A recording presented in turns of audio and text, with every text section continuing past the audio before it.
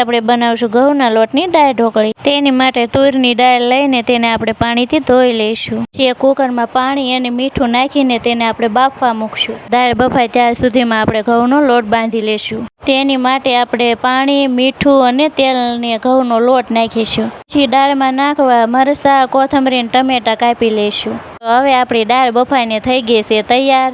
પછી તેમાં આપણે કાપેલા ટમેટા, મરચાં, કોથમરી અને લીંબુનો રસ નાખીશું। પછી તેમાં હળદર નાખીને તેને સારી રીતે મિક્સ કરી લઈશું। પછી તેના વઘારમાં એક વાટકામાં તેલ, રાઈ ને જીરું નાખીને તેનો આપણે વઘાર કરશું। પછી એને દાળમાં નાખીને સારી રીતે મિક્સ કરી નાખીશું। હવે ચૂલે મૂકીને તેને સારી રીતે આપણે ઉકળવા દઈશું। ઉકળે ત્યાં સુધીમાં આપણે રોટલી બનાવી લઈશું। રોટલી કરીને તેને આવી રીતે આપણે કાપી લઈશું। હવે કાપેલી ઢોકળીને આપણે દાળમાં નાખીશું। પછી તેને સારી રીતે આપણે સડવા દઈશું। તો આ આપણી દાળ ઢોકળી બનીને થઈ ગઈ છે તૈયાર। રોજ આવા ને આવા વિડીયો જોવા માટે મારી ચેનલને કરી દેજો સબસ્ક્રાઈબ।